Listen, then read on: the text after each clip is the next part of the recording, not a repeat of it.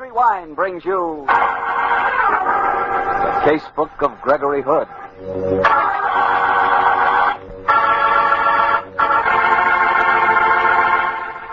Tonight, the Petri family, the family that took time to bring you good wine, invite you to listen to the story of Murder in Celluloid. Another exciting adventure from the Casebook of Gregory Hood. As for me, I'd like to know if you're planning to have chicken for dinner any night this week. Because no matter how you like that chicken, roasted, fried, or in a stew with dumplings, you like it a lot better served with a glass of Petri California Sauterne. Now there's something to talk about. Chicken and Petri Sauterne. Petri Sauterne is a clear white wine, delicately fragrant. And what a flavor that Petri wine has. It's, well, all I can say is, it's the wine you've been looking for. A wine that brings you the luscious flavor of big, plump, sun-ripened grapes. And say, Petri Sauterne is not only great with chicken, but you like it served with fish or any kind of seafood, too. So try a bottle of Sauterne. Get Petri Sauterne. Those letters, P-E-T-R-I, always spell good wine. Petri wine.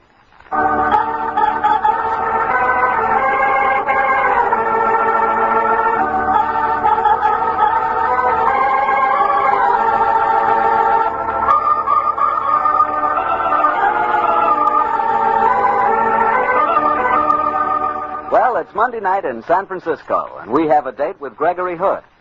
Tonight's rendezvous is at his apartment high on Nob Hill and overlooking the Golden Gate. Let's join him there, shall we? Hello, Gregory. Harry Bartell, come on in. I was expecting you. Where's Sandy Taylor tonight, Greg? He flew up to Vancouver today. There's some legal business he had to attend to for me on a shipment coming in from the Orient. He'll be back in a few days. Glass of sherry, Harry? Thanks. Well, Siamese cat. A new addition to the ménage, Greg? Oh, no. Sam's an old retainer. He's been up at my place at Russian River. I flew him down with me this morning. Mighty friendly. What did you say his name is? Well, officially it's Sing Lo, but his host of friends decided it was too dignified a name for such a whimsical character. So he was christened Sam Thurber. Greg, am I crazy or is Sam cross-eyed? Oh, yes. He's cross-eyed and his tail's broken, but he has a delightful, dusky little soul. Haven't you, Sammy? Well, Sam has another fan now. Here's your sherry. Thanks, Greg. And now... I know. You have that Monday night look in your eye. You want a story out of my casebook. Correct. And from the hints you gave us last week, it sounded as though you had quite a special one lined up. Well, it was a strange business, Harry. The whole thing happened in Hollywood. What were you doing down there, Greg? Metropolis Studios were making a picture called Passport to Danger, and my old friend Ray Hansen was directing it. The story was about a girl who inherits an importing business and gets into a struggle between her private life and being a career woman. And you were called in as a technical advisor? Well, not quite that, Harry. Ray called me one night and said that he had some headaches on the importing business angle of the picture. So the next morning I hopped into my Beechcraft and flew down to the city of Celluloid. As you know, I'm something of a gourmet. How well I know. So it was only natural that my lunch that day was eaten at the Brown Derby in Hollywood. As I entered that star-studded home of good food, I was greeted by Bill Chilius, famed maitre d'hotel. Mr. Gregory Hood, it's good to see you back in town. Hello, Bill. It's good to be back. I have your usual table for you. This way, please. Thanks. Oh, by the way, Bill, I hope that on this trip you'll break down and give me the recipe for that Cobb salad. I don't know if Mr. Cobb would like me to. Oh, come on, Bill. Bob Cobb and I are old friends. He'd approve. Well, Mr. Hood, here's your table. I know you start off with 3 kinds of lettuce, romaine, chicory, and iced lettuce. Break it up very Correct, fine. Mr. Hood. Then you slice up some bacon in tiny strips, some chopped chives, and then comes the cheese. Yeah. Oh, excuse me, Bill.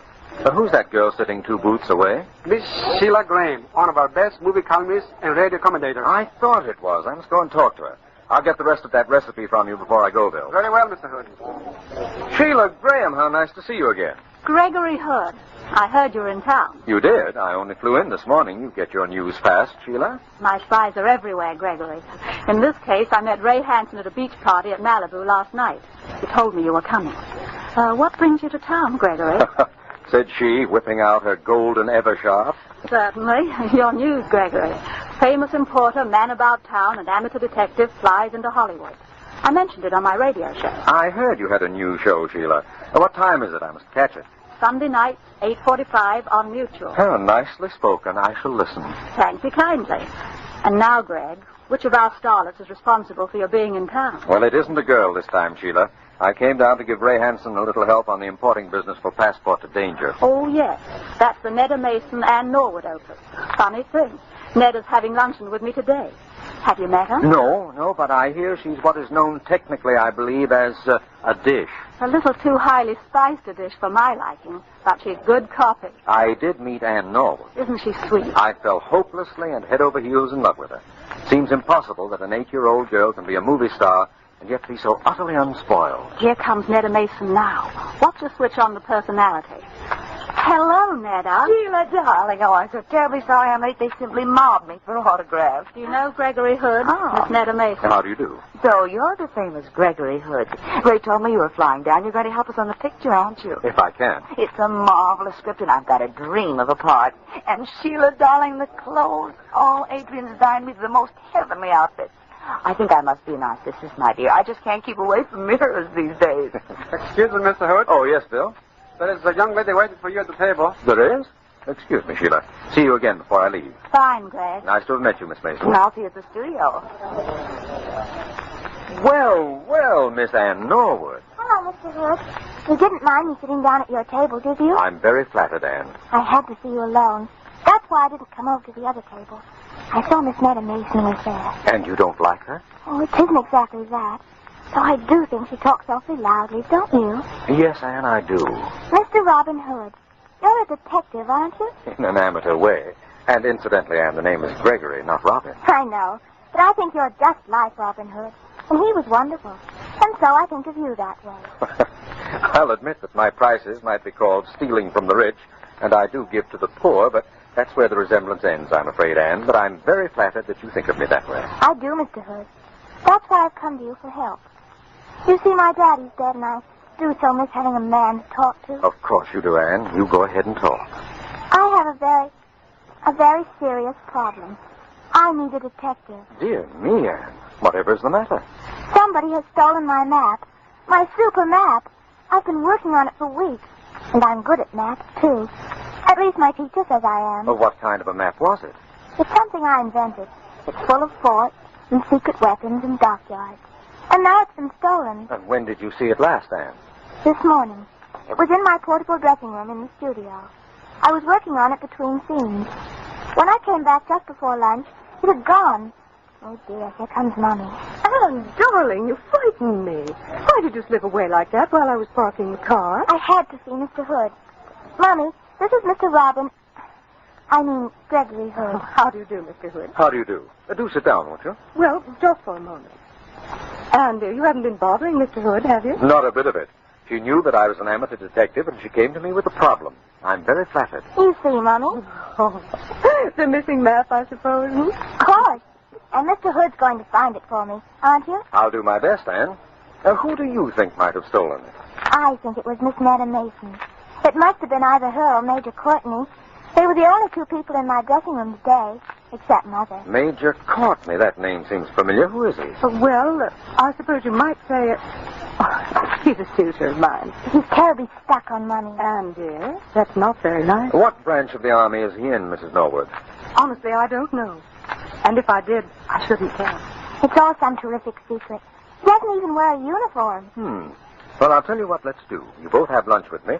Then we'll drive over to the studio and see if we can find that map for you, Ann. Oh, Mr. Hood, you're so wonderful.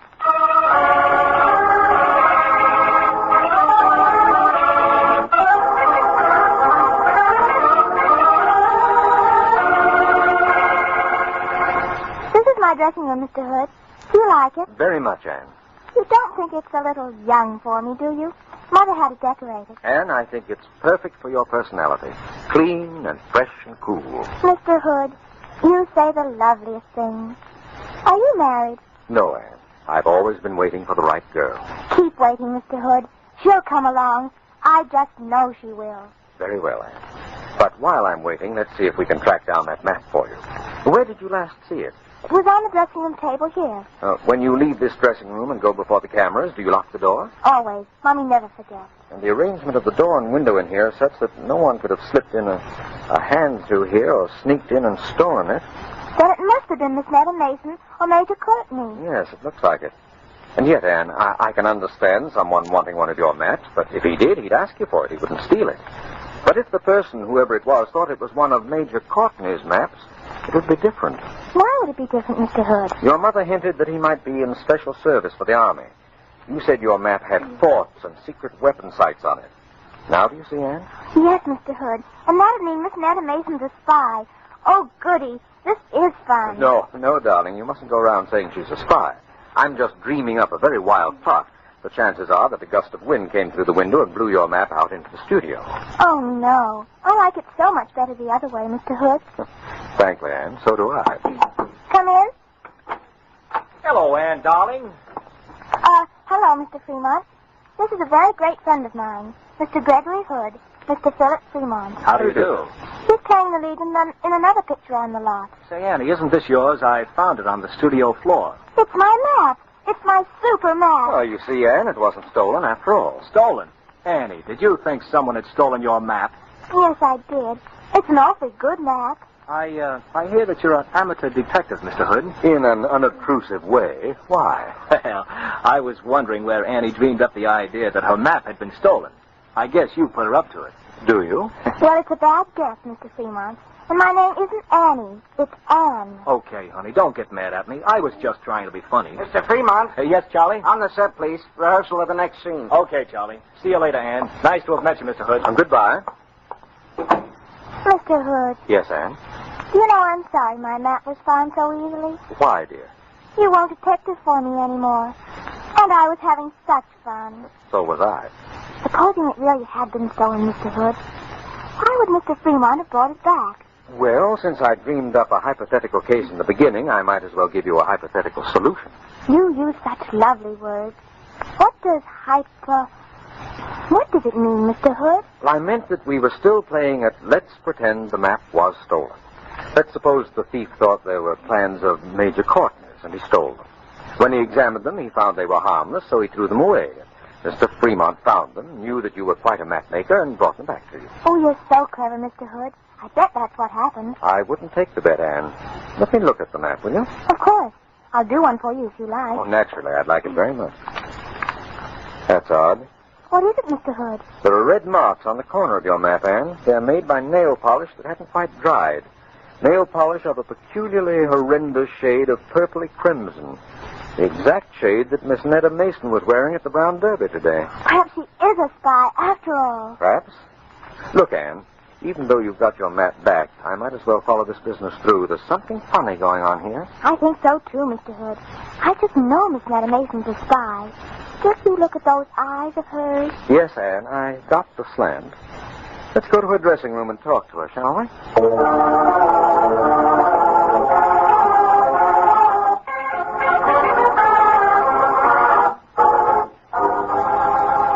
This is her dressing room, Mr. Hood. You'd better knock. I always knock, Anne. It's lucky. Oh. Hello, Mr. Latimer. It's my dream boat, Annie. How are you, darling? Mr. Lou Latimer. Mr. Gregory Hood. Glad to meet you, Mr. Latimer. Oh, just call me Lou. Say, you're Greg Hood. I know about you. You sell old hunks of ivory for big dough in San Francisco. And you're an amateur sleuth who can show up the pros. And you're a wolf in good standing. Listen, Lou, I also pack a mean left. Clean it up a little, can't you? Oh, a little Lord Fauntleroy character, huh? Okay. Beat me to a pulp and call me Juicy. Ah, ha, ha. Get it? Pulp? Juicy? Don't overplay it, Lou. It gives me ideas. Character, huh? But depth. Listen, I'm handling the publicity on this little super-duper colossal hunk of picture. I've got an idea. It'll slay you, Greg. I'm mortal, just like the next man, but I'll listen to it later. Right now, Anne and I want to see Netta Mason. Is she in her dressing room? Oh, death. She went in about a half an hour ago, and I've been sitting here ever since, dreaming up ideas. Anyone else been in to see her? Natch. Philip Fremont, the alleged actor, went in. Also Major Courtney, the man of mystery. They've both left now, though. So, Anne, I'm going in alone. Stay here with Mr. Latimer, will you? Why can't I go with you, Mr. Hood? You know how it is, Anne. You're a sophisticated girl. When you go to see a beautiful spy, you go alone. I know. It's just like in the funnies. Like if she was a dragon lady. You wouldn't want another woman like me along. That's right, Anne. You're very understanding. I'll be back in a moment. Character. Greg Hood is a definite character, but in dube. I love Mr. Hood. Why, Natch, Annie. Oh, by the way, Dreamboat, I've got a terrific angle for you on this picture. Oh, no, Mr. Latimer. Not again. Oh, this one's a natural, honey child. We give you a big balloon, see? It has Passport to Danger printed on it. Now, passport spelled backwards is Tropsap, see? No, Mr. Latimer, I don't see. Look, baby, Tropsap is the name of a cereal, see? Now, we get him to ask you why you're so healthy. And you say you always breakfast on Tropsap because backwards it spells passport. And that's in the title of your super-duper smasheroo. You get it, Annie? No, Mr. Latimer, I don't eat Tropsack. I've never even heard of it. I wouldn't tell a lie. A lie, she says, yes. Listen, honey child, you're not getting the point. It's a big balloon. Maybe we fill it up with hydrogen. But, you see, it's got this billboard on each side of it, see? And when they ask you... Oh, Anne. Hello, Mr. Hood. I'm glad you're back. Your mother left a message. She wants you to call her. She's back at the Brown Derby. It's quite important. Oh, all right, Mr. Hood. Wait here for me, won't you? Yes, Anne, I'll wait. Ah, what's the matter, pal? You look as if you'd seen a ghost. I have. Close the studio gates and send for the police. The police? What's wrong? Plenty. Miss Netta Mason's lying in her dressing room. She's been strangled.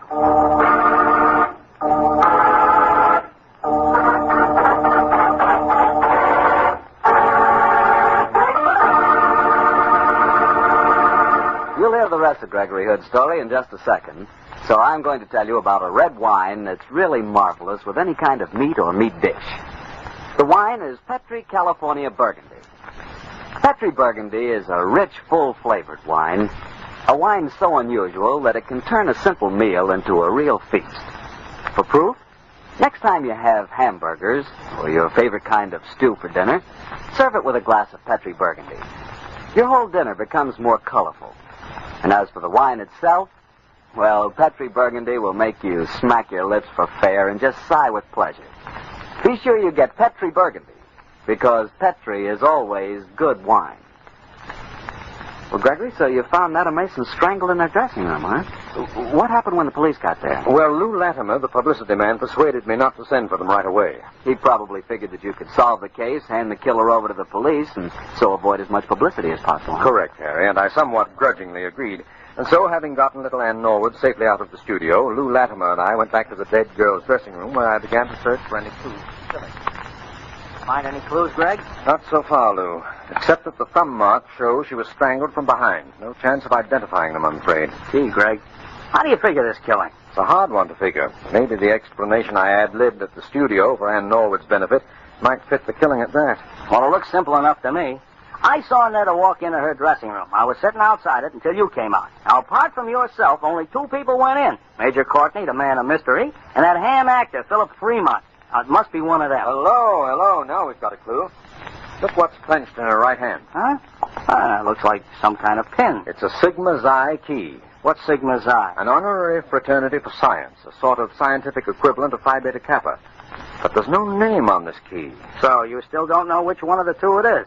Which one of the three? Huh? Well, how do you figure three, Greg? Proving it's two only rests on one thing, Lou. Your word alone. That makes you, my friends, the third suspect.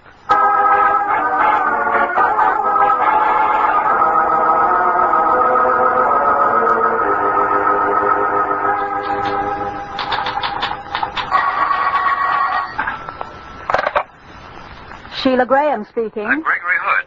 Hello, Gregory. What's on your mind? I need some help, Sheila. Can you give me any facts on Philip Fremont's educational background? Yes, I can. I did a piece on him the other day. He's a college man, got into acting through the Hasty Pudding Club at Harvard, majored in English. No science, Sheila? No, Greg. I see.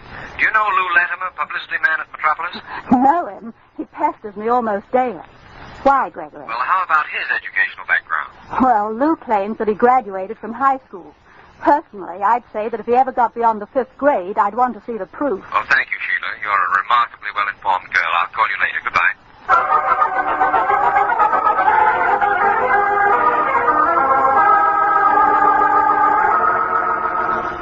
Mrs. Norwood, why did you bring Ann back here to the studio? I simply couldn't keep her away, Mr. Hood. Where is she now? In her dressing room, talking to Major Courtney. Oh, I'm anxious to meet him. Oh, well, come along then. Let's go in. Robin Hood. Where have you been?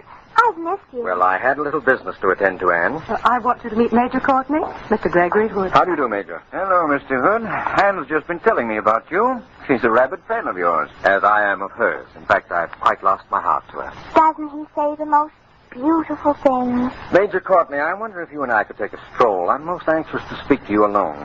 Why, yes, I suppose so. I want to come with you, Mr. Hood. Darling, you heard Mr. Hood say that he wanted to speak to Major Courtney alone. Now, don't worry, Anne. We'll be back in a few minutes. Please don't be long. You're being very mysterious, Hood. I didn't want to talk in front of Anne. You knew about Netta Mason. Oh, of course. Mind if I ask you some questions? No, fire away. Would I be right in thinking you're a government technician? That's a question I can't answer, Hood. Then would you tell me if you studied science in college? Yes, I majored in it. Then doubtless you're a member of Sigma Xi. Yes, I am. May I see your fraternity key? But I don't wear it often. I don't know where it is right now. Look, Hood, I don't know what you're driving at, but I'm not used to being cross-questioned like this. Sorry, but I'm going on with it. Why did you call on Netta Mason in her dressing room this afternoon?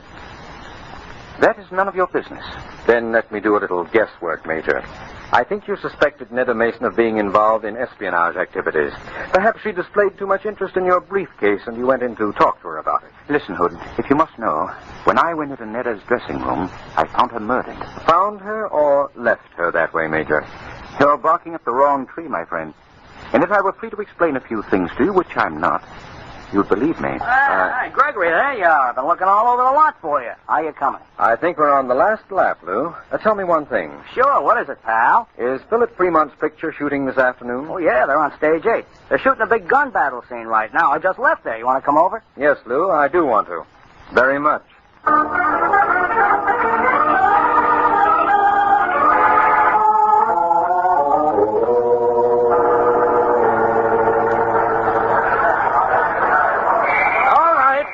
That's all for today. We'll pick up the reverse shot in the morning. Hey, the lights. Everyone up to set. Hey, Gregory, we can catch Fremont before he gets back to his dressing room. Yes, let's go on the set and talk to him. Come on, Major Courtney. Keep a weather eye open, Hood. We may be leading with our chin. I know, Major, but we have the advantage of surprise. I hope. Oh, hello, Mr. Fremont. Well, Gregory Hood, didn't know you were on the set. It's too bad you weren't here earlier. We were shooting some good stuff. Say, by the way, can you get here in the morning? I've got several terrific scenes then. Too bad that you won't be playing them, Fremont. Well, what do you mean, Hood? Call the police, Lou. Philip Fremont's your murderer. Philip Fremont? That was my hunch, too, Hood. Stay right where you are, Lou, and that goes for the rest of you. Don't you see I'm still carrying my revolver? Yes, a revolver containing blanks. You've just used it in the scene. Oh, no. No, I have another one in my pocket. A revolver containing live shells. I've switched them. And I shoot expertly through the pocket despite the tailor's bills. You're not getting me arrested. I'm clearing out. Why did you strangle Netta Mason? Because she was stupid, and she quarreled with me. In any case, a girl who can mistake the map of an 8-year-old child for a valuable map such as the Major carries deserves to die. She was no more use to us. Us being your fascist superiors, of course. Correct. Major Courtney of G2. You didn't think fascism was dead, did you? Just because you and your boys killed a few Germans. Oh, the word's dead, all right. We'll never call it fascism again. But you'll be hearing from us. From you, we'll only hear a faint squeal from the gas chamber, Fremont. Yeah? You'll never get me. Oh, by the way, Hood, I knew you were pretty smart, but I didn't think you'd spot me. What mistake did I make? In leaving that Sigma Xi key in the dead girl's hand. Hey, but Greg, you said the key didn't have any name on it. Exactly. That was the point, Lou. Any genuine key, such as Major Courtney owned, has the name on it, doesn't it, Major? Yes, invariably. So the absence of the name suggested that it was a dummy key. You were playing a scientist in your picture, Fremont, and so you were obviously wearing a prop key to give authenticity to the part. Careless of you to let the dying girl wrench it off your watch chain in the struggle. Yes, wasn't it? I must watch blunders like that in the future. Gregory Hood, I don't like you. Gunfire is pretty common on this set. And I think I'll give you a little treatment. Fremont, you haven't a chance of getting out of this studio. You should know that. And think of the publicity it'll give us, Phil. It'll be terrific. It'll be sensational. Shut up, Lou, you little rat. What do you say? Mr. Gregory ought to mind your own business, Hood. I'd say look out, above you. Do you expect me to fall for... Oh! It got him. A falling paint bucket. Oh, boy, knocked him out cold. Gee, but you're lucky, Greg. A fine detective I am, saved from being shot only by a freak accident. But it wasn't an accident, Mr. Robin Hood. Cheaper. Hey, look up there on the catwalk. It's little Ann Norwood. And, darling, how can I thank you? Take me out to dinner, Mr. Hood, and then we can go dancing together. Is it a date? Yes, darling, it's a date.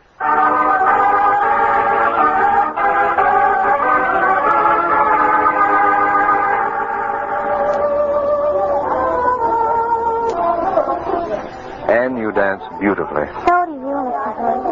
I'm afraid I'm a little short for you, though. Not a bit of it, Anne. I like my women petite. By the way, young lady, perhaps you'll tell me how you happened to be up on the catwalk this afternoon. Well, Mr. Hood, when you went out of my dressing room with Major Courtney, I could see by your face that something was wrong. I got scared for you, so I stepped out of the dressing room and... And shadowed me, huh? Yes. I got to stage 8 ahead of you and climbed the ladder to the catwalk so that I could see what was going on. Did I hurt Mr. Fremont when I toppled that paint bucket over on him? Not seriously, Anne. But you stunned him and probably saved my life. How can I ever repay you? Well, there is one way, Mr. Hood. What is it, Anne? You told me at lunch that you'd never married because you hadn't met the right woman. That's right, Anne. Keep on waiting, Mr. Hood. Please keep on waiting.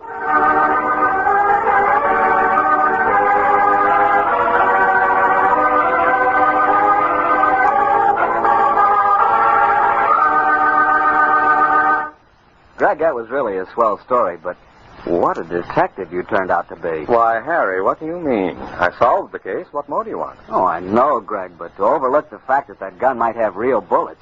Well, if it hadn't been for Anne... I know. It was a slight oversight on my part. But, Harry, I can make a little mistake now and then, can't I? I suppose. Now, Harry, don't stand there and tell me you never make a mistake. Well, not when it comes to choosing a wine, I don't, because I always choose Petri wine. I don't know why I bother talking to you. Oh, yes, you do. You like to hear about good wine just as much as the next fellow. And I like to talk about Petri wine because Petri wine is good wine. Well, it's just got to be. After all, the Petri family has been making wine for generations. Winemaking is their heritage. A heritage passed on down from father to son, from father to son, from generation to generation. It's easy to understand why the Petri family knows so well the art of turning luscious, sun-ripened grapes into fragrant, delicious wine.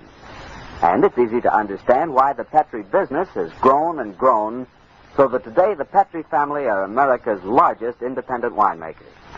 Yes, the making of Petri wine is a family affair, and the Petri family intends to keep it that way, because by so doing they can be sure that every bottle of wine that bears the name Petri is and always will be good wine. Well, Gregory, which particular story from the casebook do you have lined up for us next week? Next week, Harry, I'm going to tell you about a strange woman who claimed to be able to see into the future. She predicted 2 violent deaths with frightening accuracy. The third death she happened to prophesy was my own. See you next Monday, Harry.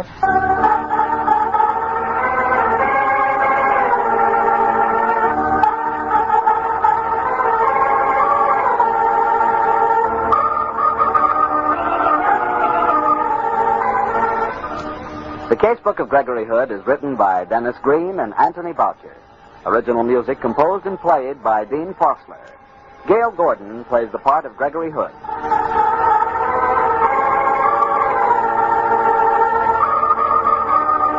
The Petri Wine Company of San Francisco, California, invite you to tune in again next week, same time, same station. The Casebook of Gregory Hood comes to you from our Hollywood studio. This is Harry Bartell saying good night for the Petri family. For a solid hour of exciting mystery dramas, listen every Monday on most of these same stations at 8 o'clock to Michael Shane, followed immediately by the Casebook of Gregory Hood. This is the Mutual Broadcasting System.